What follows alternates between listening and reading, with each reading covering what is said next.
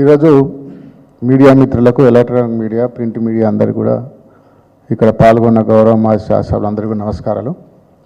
నిన్న జరిగిన మొన్న 26వ తారీఖు నాడు కోజిగిలో జరిగిన సభలో గౌరవ ముఖ్యమంత్రి రేవంత్ రెడ్డి గారు అనేక అబద్ధాలు చెప్పినాడు. మళ్ళీ మీరందరూ చూసినారు.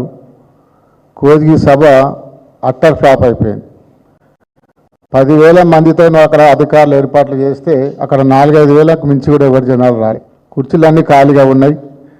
ఈ మాట మేము కాదు, అక్కడ ఉన్న కాంగ్రెస్ నాయకులు కార్యకర్తలు చెప్తా ఉన్నారు. ఈ సభ ఫెయిల్ అయిపోయిందని చెప్పే రకంగా ఆ రోజు కార్యక్రమం జరిగినది. ఆ 4 పథకాలు అమలు చేసే కార్యక్రమంలో రేవంత్ రెడ్డి గారు ఏం చెప్పినారంటే, రేపు తెల్లారేసరికే రైతులందరూ కూడా రైతు భరోసా జమ చేస్తాం, టంగున రైతులకు అకౌంట్లో పడతాయని చెప్పినాడు. చెప్పిన 15 నిమిషాలకే మాట మార్చి రైతులకు మార్చి 31 తారీఖు నాడు మళ్ళీ రైతు బంధు జమ చేస్తామని అప్పుడే 15 నిమిషాల మాట మార్చి ఊసరవెల్లి కంటే స్పీడ్గా మాట మార్చి రేవంత్ రెడ్డి గారు మళ్ళీ 31 మార్చి లోపల రైతులందరికీ జమ చేస్తామని చెప్పినాడు. అందులో అదే కాకుండా ఎవరు ఎంత అడ్డొచ్చినా, ఎన్ని రాజకీయాలు చేసినా, కుట్రలు చేసినా ఈ 4 పథకాలు 26 జనవరి నుంచి ప్రారంభిస్తామని గతంలో చెప్పినాడు. మళ్ళా నెక్స్ట్ డే ఏం చెప్తా ఉన్నాడు, జనవరి ఫిబ్రవరి లోపల డిసైడ్ చేస్తాం ఏ పథకాలు ఎప్పుడు రావాలో మళ్ళీ చెప్తాం. ఇట్లా మాట మార్చి ఒకదానికొకటి పొంతం లేకుండా ముఖ్యమంత్రి గారు ఇప్పుడు మండలానికి ఒక గ్రామం తీసుకున్నాడు పైలట్ ప్రాజెక్ట్ కింద. ఆ గ్రామంలో ఎక్కడ కూడా ఇంతవరకు కూడా ఇక్కడ మా నాయకులు అందరూ ఉన్నారు. 2-3 ఎకరాలకు ఎక్కడ కూడా రైతు బంధు వల్లే ఇంకా ఒకటే రోజులో కంప్లీట్ చేస్తా అని చెప్పినాడు. రేషన్ కార్డు గురించి ఈ స్థానిక ఎన్నికల్లో ఒక స్టంట్ కోసం మాత్రమే రేషన్ కార్డుల గురించి ఇంటింటికి ముఖ్యమంత్రి గారి కుటుంబాలకు లెటర్ పంపినాడు.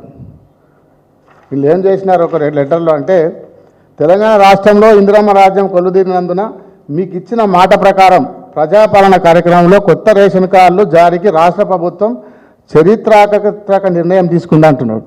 అంటే ఇంతకుముందు రేషన్ కార్డులే లేవా తెలంగాణలో?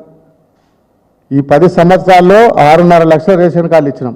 మళ్ళీ రేషన్ కార్డు లేకుండా నువ్వు ఆత్మీయ భరోసా ఎట్లు ఇస్తున్నావు, రైతు బంధు ఎట్లు ఇస్తున్నావు, ఇందిరమ్మ ఇల్లు ఇస్తున్నావు, సమాధానం చెప్పాలి. రేషన్ కార్డు లేకుండా ఎట్లా సెలెక్ట్ చేస్తున్నావు లబ్ధిదారులను? కొత్తగా ఇప్పుడే రేషన్ కార్డులు ఇస్తున్న ప్రతి ఒక్కరికి గ్రామాలలో రేషన్ కార్డులే లేవు అనే రకంగా ముఖ్యమంత్రి గారు మాట్లాడుతున్నారు. ఇది ఓన్లీ స్థానిక సంస్థల ఎన్నికల్లో స్టంటులో భాగంగానే ఈ లెటర్లు పంపినారు ప్రతి ఒక్క కుటుంబానికి. ఈ ఎన్నికల్లో భాగంగానే తప్ప ఇంకొక కార్యక్రమం కాదని మీకు అందరూ తెలియజేసుకుంటున్నాను. అదే కాకుండా కోరిక సభలో రైతు బంధు గురించి కానీ, రైతు భరోసా గురించి కానీ అనేక హామీలు ఇచ్చి హామీలన్నీ అమలు చేసే పథకం చేసే కార్యక్రమంలో లేడు.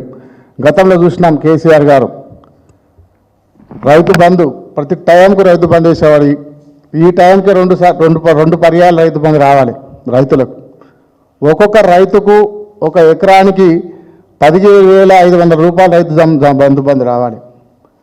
మాట మార్చి 3,000 కట్ చేసి తగ్గించేసి 12,000 అన్నాడు. ఆ 12,000 కూడా 6,000 అన్నాడు. 6,000 కూడా ఇప్పటి వరకు ఏ రైతు కూడా రాలే. మరి ఒక్కొక్క గ్రామం తీసుకుంటే మీరు ఈ రైతు బంధు కానీ ఈ 4 పథకాలు అమలు చేయాలంటే మళ్ళీ 26 జనవరి వచ్చే వరకు కూడా ఈ పథకాలు అమలు అయ్యే పరిస్థితి లేదు.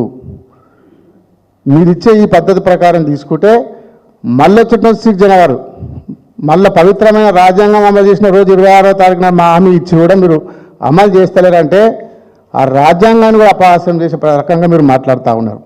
కాబట్టి మీరు ఇచ్చిన హామీలన్నీ ప్రజలకైతే ఎన్నికలకు ముందు ఇచ్చినారో వాటన్నింటిని అమలు చేసి నిరూపించుకోవాలని చెప్పి ముఖ్యమంత్రి గారిని కోరుతున్నాను.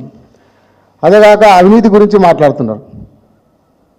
కొడంగల్లో గతంలో 5 సంవత్సరాలు నేను ఎమ్మెల్యేగా ఉన్నప్పుడు ఎక్కడ అవినీతి జరిగినట్టు నిరూపిస్తే నేను దేనికైనా సిద్ధం. ప్రతిరోజు ప్రజలకు అందుబాటులో ఉండి, కార్యకర్తలకు అందుబాటులో ఉండి, గ్రామాలలో అందుబాటులో ఉండి సేవ చేసినాం. 24 గంటలు ఆదివారం అనకుండా ఒక అధికారి కన్నా ఎక్కువ పోయి పనిచేసి ప్రజలకు అందుబాటులో ఉన్నాం. ఇప్పుడున్న కార్యకర్తలు మీరే అడగండి, ఎక్కడ అవినీతి జరుగుతుందో వాళ్ళే చెప్తారు. మీ సోదరులు ఎక్కడెక్కడ అవినీతి చేస్తున్నారు? కొడంగల్లో మీ సోదరులు భూ సెటిల్మెంట్లు చేస్తూ ఉన్నారు, వెంచర్ల దగ్గర సెటిల్మెంట్లు చేస్తూ ఉన్నారు, ఉసుక దందా చేస్తూ ఉన్నారు. ప్రూఫ్తో సహా ఇచ్చిన వీడియోలు కొన్ని పత్రికా సోదరులకు బుస్కే దందా కూడా చేస్తూ ఉన్నారు. కాంగ్రెస్ నాయకులను కార్యకర్తలు నడితే చెప్తారు, కొడంగల్ ప్రజలు నడితే చెప్తారు ఎవరు అవినీతి చేస్తారు కొడంగల్లో, గతంలో ఎవరు చేస్తారు, ఇప్పుడు ఎవరు చేస్తారు. నేను ఎక్కువ మాట్లాడా, ప్రజలను అడుగుదాం, కొడంగల్లో చర్చ పెడదాం అవినీతి గురించి. ఎక్కడ కూడా అవినీతి లేకుండా ప్రజలకు అందుబాటులో ఉండి పార్టీలకు అతీతంగా సేవ చేసినాం కొడంగల్లో. ఒకసారి బుద్ధి తెచ్చుకోవాలని చెప్పి రేవంత్ రెడ్డి గారిని ప్రశ్నిస్తూ ఉన్నాను.